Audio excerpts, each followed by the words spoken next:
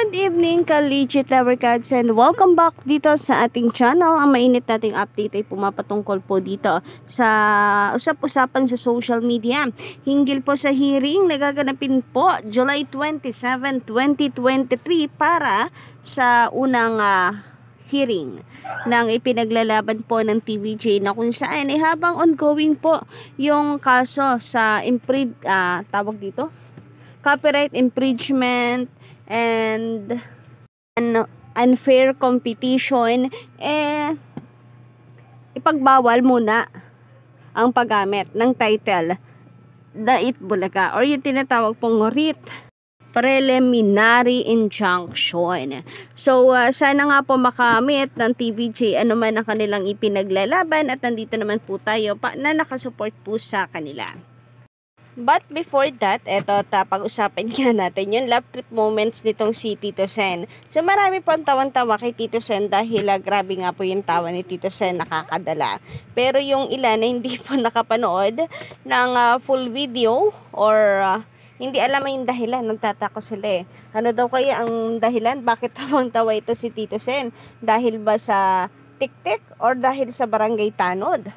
So, kumbaga, tawang-tawa sila kahit hindi nila alam ang dahilan kung bakit natatawa itong si Tito Sen. Nakikitawa na lamang sila kasi nga sobra pong nakakadala ang tawa ni Tito Sen. Sabi nga po sa caption ng TVJ sa kanilang Facebook page ay kung kaya pa daw ba ni Tito Sen, kasi tawang-tawa nga po siya.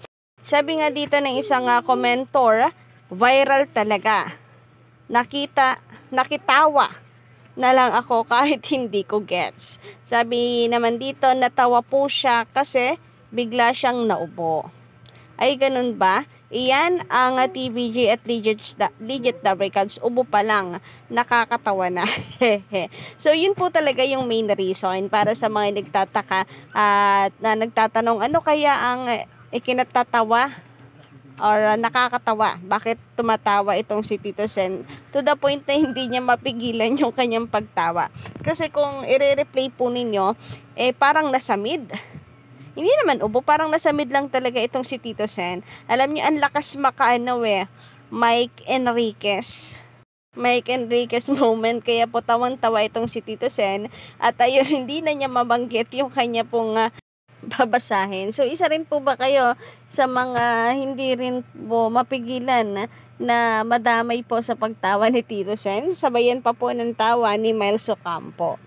Sabi pa dito na iba pang netizen, tawa ni Tito Sen sa ni Miles nakakatawa o nakakahawa. Legit na legit. Totoo naman po kasi yun. Sabi pa dito, kaya pa po ba Tito Sen? Yan ang Levercards, legit na legit kung magpatawa. Miles, dagdagan mo pa. #legit Levercards ako. Sabi pa po dito, haha, utas ako dito sa tawa ni Tito Sen. Samahan pa ng tawa ni Miles. Kaya pa ba? Kaya ba today, Tito Sen? Mukhang hindi na, kasi talagang bumigay po talaga sa kakatawa itong si Tito Sen.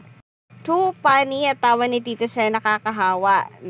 Nasasamid si Tito Sen. Grabe ang choices. Sakit ng tiyan ko kakatawa kay Tito Sen. Di kasi niya masabi yung barangay tanod. Samantala, patungkol naman po sa usap-usapan na pagbabalik po ng Little Miss Philippines. So, marami po ang nagsasabi na ito po ay solusyon ng generic Bulaga para tumaas or umangat ulit ang kanilang ratings. Dahil ang It's Showtime ay nauungusan na din po sila. So, ilang sunod na po na pumapang ilalim itong generika Bulaga. So, congratulations po sa TVJ, which is sila po ang nangunguna, number 1. Congratulations din dito sa It's Showtime. Sila po ay pumapangalawa and deserve naman para po sa generic Bulaga sa number 3 or sa last.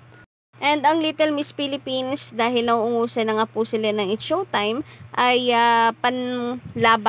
pantapat po nila sa Little Miss You nitong Showtime ni Vice Ganda, dahil ang Miss You po talaga ay malakas din humatak po ng viewers.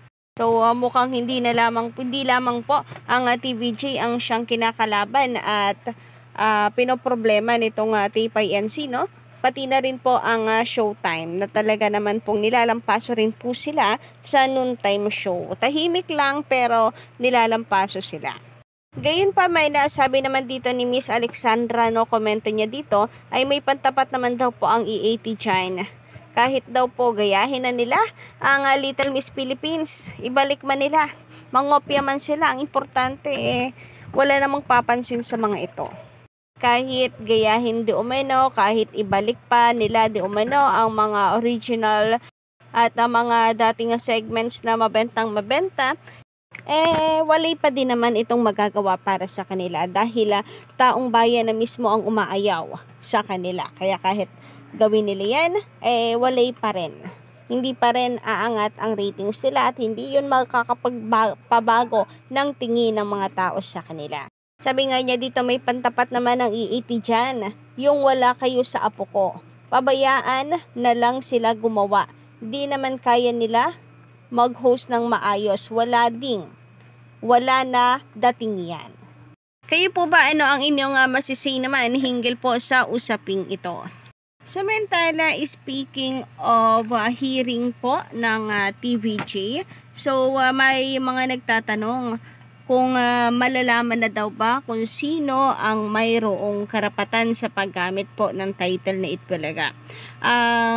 Kasi mayroon pong excited din. Kasi nga darating po ang anniversary, 44 years anniversary. Ang mga fans gusto po na magamit na ng TVJ ang Itbulaga pagdating ng anniversary. So baka daw ito po yung sorpresa ng TVJ para sa ating lahat na baka po gulantangin or bulagain na lamang tayo. Nagamit-gamit na ng TVJ sa July 29 ang title na Itbulaga since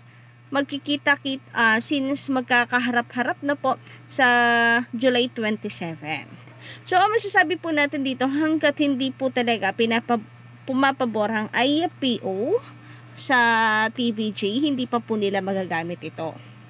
Kaya nga nag-ano po sila ng writ preliminary injunction para hindi po magamit muna pansamantala ng Tape INC ang title po na Itbulaga. Yes, pansamantala habang umaano pa po yung kaso, gumugulong pa po yung kaso hinggil po dyan sa pinaglalaban ng TVJ. Kasama po ang copyright infringement and unfair competition.